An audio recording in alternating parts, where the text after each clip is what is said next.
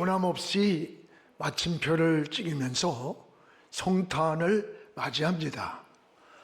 예수님이 오시던 2000년 전에도 세상이 어둡고 시끄러웠습니다. 성탄은 이런 세상에 우리 주님이 오셔서 평화를 주셨습니다. 또한 주님이 빛으로 오셔서 어둠을 몰아냈습니다. 어둠은 빛이 와야만 물러갑니다. 요즘 세상이 너무나 어둡습니다.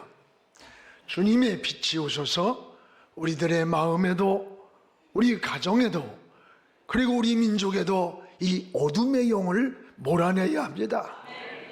또한 성탄에 오신 주님은 우리 인류에게 평화를, 또 빛을, 그리고 사랑을 주려고 오셨습니다.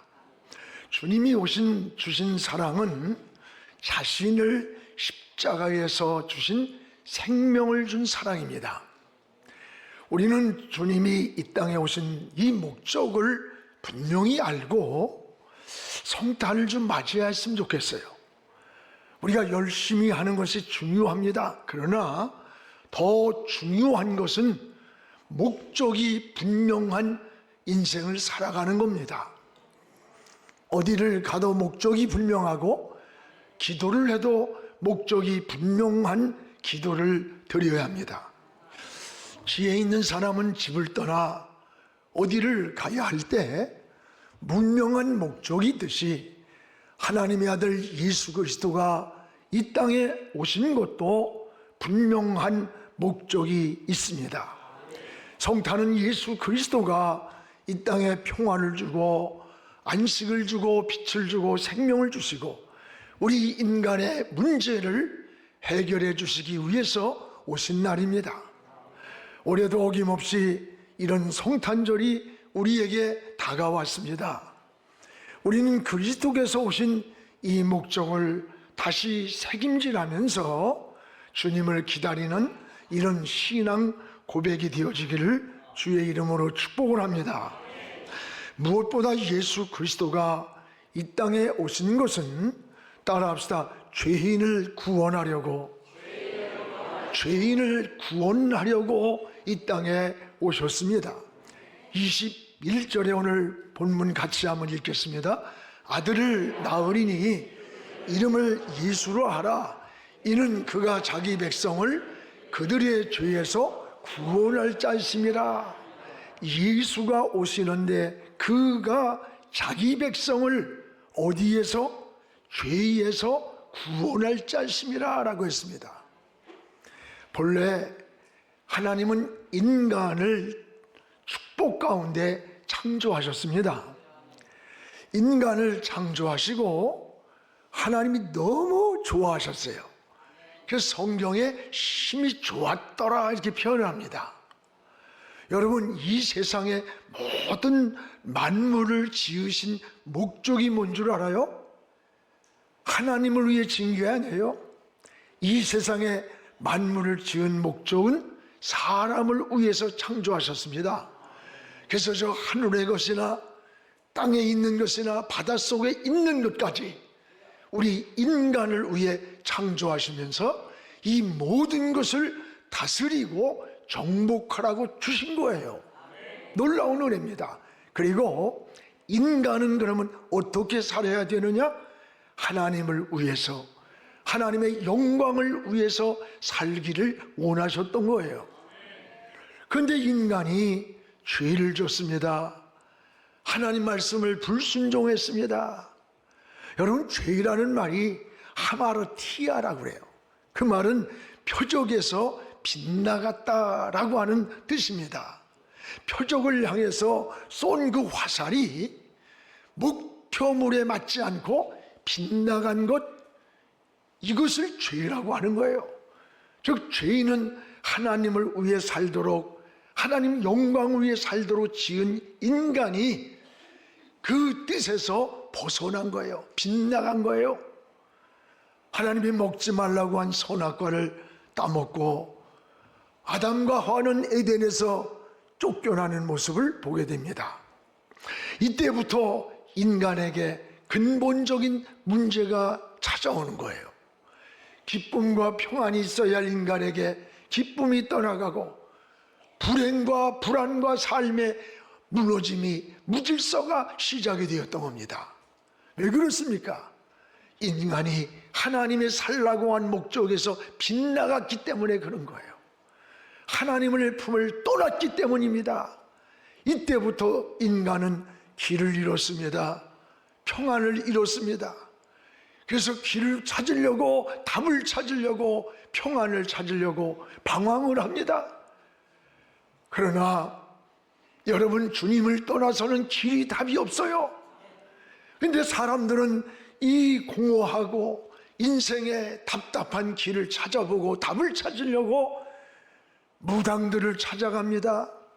여러분, 점쟁이를 찾아가고 운명 초록안을 찾아가면서 주님을 떠나서 답을 찾는 거예요. 길을 찾는 거예요. 평안을 찾는 거예요. 그러나 거기에는 답이 없어요. 오늘 여러분, 예수 그리스도만이 우리 인생의 영원한 하나님께로 가는 길이요, 참 평안이요, 해답이기 때문입니다. 그래서 우리 그리스도인들은 이제 연말이 되고 연초가 다가오는데 뭐 장난으로라도 토종 비결을 보고 또 어디 가서 운명 초록안을 찾아가 운명을 물어보고 점쟁이를 찾아가고 그런 짓 하지 마세요. 이거 마귀에게 속는 거예요. 예수 그리스도만이 인생의 길이고 예수님만이 영원한 평안이고 영원한 인생의 해답인 거예요. 예수님께로 가야 우리에게 무거운 짐을 내려놓는 안식이 찾아오는 거예요. 그래서 예수님은 인간의 가장 근본적인, 따라봐요, 죄의 문제, 가장 인간의 근본적인 문제는 죄의 문제야. 이 문제를 해결하러 오셨습니다. 죄는 육체의 고통만이 아닙니다. 죄는 이거보다 더 무서운 정신적인 고통을 주는 거예요. 여러분, 육체로부터 죄를 지어서 당하는 고통도 무섭지만 정신적으로 당하는 고통은 더 무서운 거야. 불안과 두려움과 삶의 무너짐과 입맛이 떠나고 불면증에 빠지고 무서운 거예요. 그러나 이보다 더 무서운 게 뭔 줄 알아? 영적인 여러분 장애물이 생긴다는 거예요. 하나님과 막혀버리는 거예요. 끊어져 버리는 거예요. 모든 삶의 축복이 파괴되는 것이 죄이기 때문에 육체적으로, 정신적으로, 영적으로 삶이 황폐해지는 거예요. 그래서 죄는 하나님과의 관계, 하나님과 누리는 교제를 끊어놓는 겁니다. 여러분, 죄 짓고 나면 따라봐요, 하나님의 은혜, 이 하나님의 누릴 은혜가, 이 통로가 막혀버리는 거야. 통로가, 은혜의 통로가 막히는 겁니다. 그래서 죄 짓고 나면 평안이 없는 거야. 기쁨이 없는 거야. 마음이 안식이 오지 않는 거예요. 이 영적인 눈을 떠야 됩니다. 또 여러분, 죄를 짓고 나면 기도의 응답의 통로가 막힙니다. 기도 응답이 막히는 거예요. 이사야 59장 1절에서 2절에 보면 이스라엘 백성들이 왜 하나님이 우리 기도를 듣지 않느냐고 절망하고 낙심하고 원망할 때 하나님은 이사야 선지자를 불러서 그들을 향해 말씀했습니다. 내가 손이 짧아서 너희를 건지지 못하는 것도 아니고 귀가 둔해서 못 듣는 게 아니야. 너와 나 사이에, 따라봐요, 죄악의 담이 가로막고 있기 때문이라는 거예요. 죄악의 담이 하나님과 우리 사이를 가로막고 있기 때문에 그렇다는 사실이에요. 그렇습니다. 여러분, 죄는 축복의 통로, 은혜의 통로가 있어요. 이 통로를 막는 거예요. 창세기 3장 17절에 보면 땅은 노로 말미암아 저주를 받고 평생에 수고하여야 소산을 먹으리라. 여러분, 땅은 누구로 말미암아? 너로 말미암아. 내가 누구예요? 하나님 말씀을 외면하고 빗나가 버린 선악과를 따먹고 여러분 빗나간 아담을 향해 하는 말이에요. 이 땅은 뭐예요? 지금 우리가 살고 있는 가정이, 우리가 사는 이 사회가, 이 나라가, 이 삶의 현장이 바로 땅인 거예요. 그 땅이 너로 말미암아 저주를 받아. 우리가 잘못 살고 하나님과 막혔는데 우리가 살고 있는 삶의 현장이 저주를 받아서. 여러분, 이것이 성경의 진리입니다. 여러분이 가정이 자꾸 뒤틀리고 시끄럽고 어둠이 깔려오고 삶의 사업에서도 직장에서도 이럴 때에 자녀가 빗나가고 이럴 때 여러분, 우연으로 너 때문이라고만 하지 마세요. 영적인 눈을 뜬 사람, 영적인 생각을 가진 영의 사람은 먼저 하나님께 주파수를 맞추고 하나님 앞에 무릎을 꿇는 거예요. 그리고 하나님을 바라보고 하나님을 향해 물어야 되는 것이고 나를 찾아야 되는 거예요. 거기에서 답이 나오는 겁니다. 길이 나오는 거예요. 막혔던 통로가 열린다는 사실을 깨닫기를 축복합니다. 이걸 모르면요, 골모손만 가지고 계속 호우적거려. 여러분, 로마서 6장 23절에 죄의 삭기면 죄값을 말해. 사망이라, 사망, 죽음. 죽음은요, 죽음의 대가로만 지불해야 치유가 돼요. 여러분, 죄의 문제를 어떻게 해결할 수 있는 겁니까? 하나님은 이 땅에 하나님의 아들 예수 그리스도를 이 땅에 보내셨어요. 그리고 그 하나님의 아들을 십자가의 제물로 십자가에서 죽으시고 우리의 죽음의 문제를 해결해 주신 거예요. 어떤 죄인이라도 예수를 믿기만 하면 죄인이 아니라 의인이 됩니다. 지옥 갈 운명이라고 말했던 사람들이 천국의 백성으로 돌아가는 거예요. 그래서 그리스도인은 운명이란 말을 안 하는 거야. 여러분, 성탄은 바로 하나님의 아들이 죄에서 인간을 구원하려고 오신 날이에요. 이게 얼마나 놀라운 은혜입니까? 여러분, 하나님께 용서받지 못하는 죄가 뭔 줄 압니까?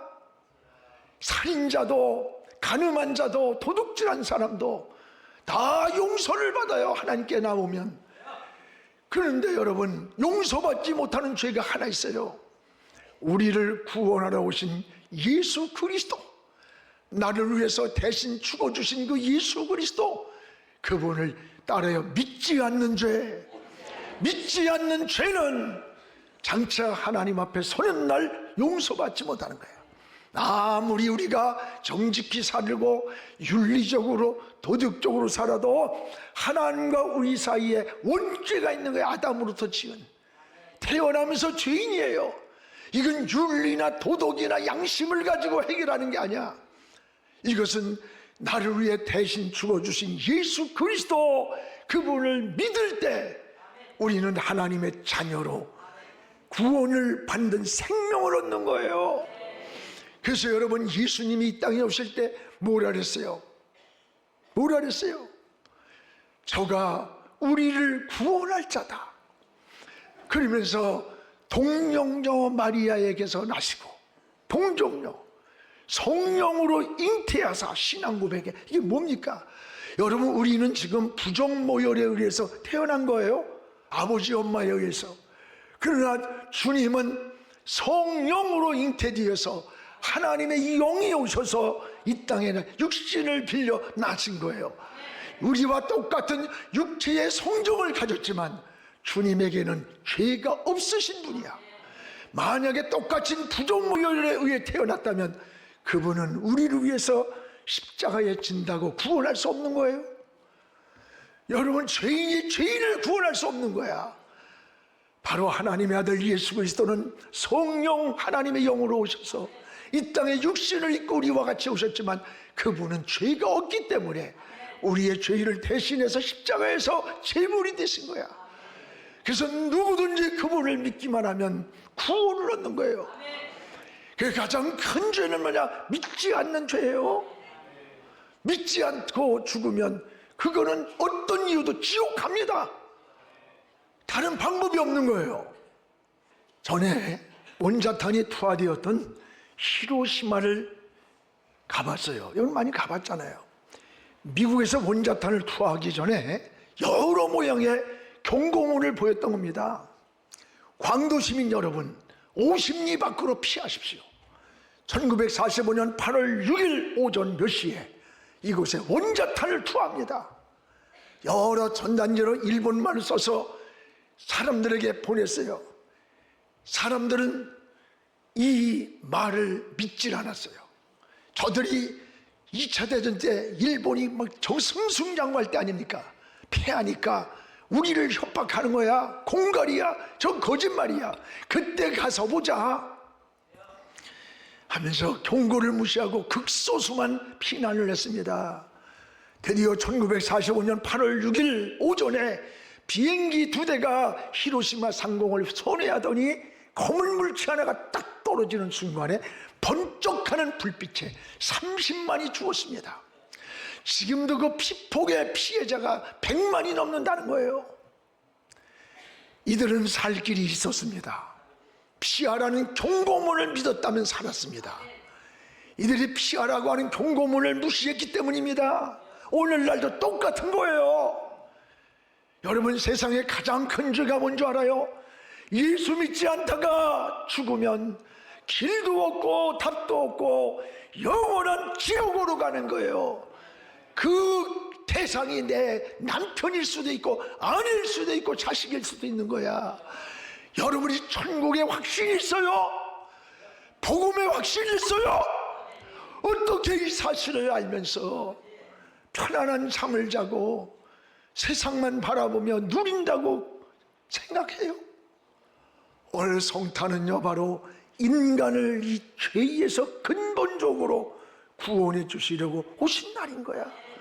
그래서 우리가 기뻐하고 감사하고 그 주님을 기다리는 겁니다. 여러분, 주님이 오시던 날 자기 백성을 죄에서 구원할 자가 오셨다고 말씀한 거예요. 오늘 올해도 어김없이 성탄절이 찾아왔습니다. 여러분, 우리 성탄절에 주님을 더 사랑하고 주님께로 더 가까이 가는 신앙이 되기를 주의 이름으로 축복을 합니다. 또한 성탄은 임마누엘이 되시려고 이 땅에 오신 거예요. 23절을 우리 같이 읽겠습니다. 보라, 처녀가 잉태하여 아들을 낳을 것이요 그의 이름은 임마누엘이라 하리라.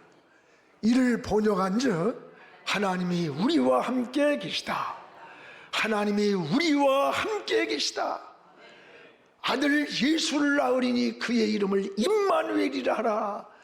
그가 우리와 함께 계시다. 하나님이 우리와 함께 계신다는 말씀이 바로 임마누엘이에요. 우리와 함께 계시려고 주님이 오신 거예요. 하나님이 사람과 함께 계신다는 말씀. 오늘 우리는 어떻게 삽니까? 임마누엘 신앙으로 살아야 되는 거예요.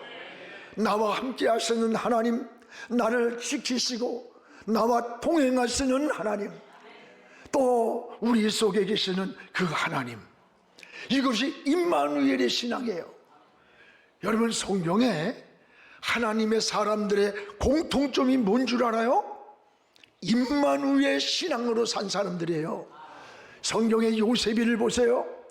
그가 감옥에서 하나도 하나님이 함께 하셨고, 애굽에 팔려가서도 하나님이 함께 하셨고, 그 결과 애굽의 총리가 되었습니다. 모세가 그랬습니다. 광야 40년을 하나님과 함께 했어요. 여러분, 120세의 세상을 떠나는 날에도 저 하나님을 바라보는 눈이 어두웠지 않았다는 거야. 육신의 시력이 밝았다는 얘기가 아닙니다. 하나님을 바라보는 신앙의 눈이, 믿음의 눈이, 영적인 눈이 끝까지 어두워지지 않았다는 거예요. 또 하나의 기력이 쇠하지 않았다는 게 뭐예요? 하나님을 사랑하며 하나님을 섬기는 그 영적인 세심을 끝까지 잃지 않고 신앙의 믿음의 경주자로 완주했음을 보여주는 거예요. 오늘 여러분의 인생도 이런 하나님 임마누엘의 신앙 되기를 축복합니다. 또한 여러분, 다윗이 그랬습니다. 여러분, 이 인물들이 고난이 없었느냐, 풍랑이 없었느냐? 아니에요. 다윗이 이런 고백을 해요. 시편 23편에 내가 사망의 음침한 골짜기를 달릴지라도. 인생은 풍랑이 있는 거예요. 바람도 있고 비바람도 있고 다 어려움도 있지만 인생의 하나님의 사람으로, 믿음의 사람으로 승리한 사람들의 모습을 보세요. 임마누엘의 신앙이었습니다. 내가 사망의 골짜기를 달지라도 해를 두려워하지 않은 것은 주께서 나와 함께 하십니다. 할렐루야. 우리 모두가 임마누엘의 신앙 되기를 축복합니다. 임마누엘의 신앙보다 더 든든한 신앙이, 더 평안하고 더 행복한 신앙이 이 땅에 어디 있겠어요? 우리는 무엇을 하느냐, 어디로 가느냐, 무슨 사업을 하고 무슨 인생의 진로를 걸어가느냐보다 더 중요한 게 있어요. 임마누엘, 하나님이 나와 함께 하는가? 내가 걸어가는 이 인생의 길에서, 내가 지금 하고 있는 이 일에서 하나님이 나와 함께 하시느냐? 여러분 늘 그 신앙을 고백하세요.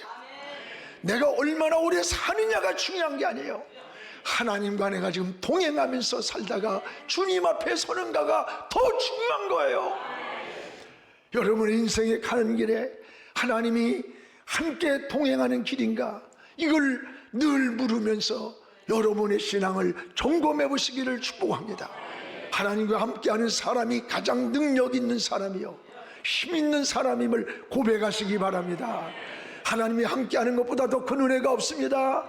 하나님이 함께 하시면 안전합니다. 가는 길이 형통합니다. 성탄은 임마누엘이 되시기 위해 우리 하나님의 아들 예수님이 이 땅에 오셨다고 했어요. 우리가 주님과 함께 동행하다가 이 세상 어느 날인가 장막을 떠날 때 저 영원한 천국까지 우리 주님과 함께 사는 이런 임마누엘의 삶의 신앙이 되기를 주의 이름으로 축복합니다. 또 하나는 오늘의 성탄은 누구를 기다려야 되느냐? 다시 오실 주님을 기다리며 맞이하는 거예요. 우리 주님 반드시 다시 오십니다. 언제 올지 모르나 다시 오세요. 초림의 주님과 재림의 주님의 모습은 전혀 달라요. 초림의 주님은 십자가를 지려 오셨습니다. 그러나 다시 오실 주님은 심판의 왕으로 오시는 거예요. 초림의 주님은 우리를 구원하려고 오셨습니다. 그러나 다시 오실 주님은 구원받은 자들을 데리러 오시는 거예요. 여러분을 위로해 주시고 눈물을 닦아 주시고, 또 여러분 처음에 오신 주님은 나귀를 타고 예루살렘을 입성했습니다. 그러나 다시 오실 주님은 백마를 타고 이 땅에 오시는 거예요. 초림의 주님은 채찍을 맞으려고 오셨습니다. 다시 오실 주님은 철장의 권세를 가지고 승리의 hin도를 여러분에게 주시려고 오시는 거예요. 초림의 주님은 섬기려고 오셨습니다. 다시 오실 주님은 만왕의 왕으로 오시는 거예요. 초림의 주님은 말 위에 오셨습니다. 그러나 다시 오실 주님은 천사장의 나팔소리와 함께 저 구름을 타고 온 만인이 보는 앞에서 알곡을 추수하러 오시는 거예요. 초림의 주님은 구원의 씨를 뿌리려 오셨어요. 다시 오실 주님은 뿌린 씨를 추수하러 오시는 거예요. 그때 여러분이 알곡되기 바랍니다. 열매로 주님의 손에 추수 안에 들어가는, 주의 창고에 들어가는 하나님 사람들 되기를 축복합니다. 주님이 오실 때 죽은 자들이 먼저 무덤이 열려 부활을 합니다. 그리고 살아있는 여러분들이 죽음을 보지 않고 변화 성도가 되어서 공중에 재림하는 주님, 천사장의 나팔소리가 들릴 때 우리가 다 따라 올라가는 거예요.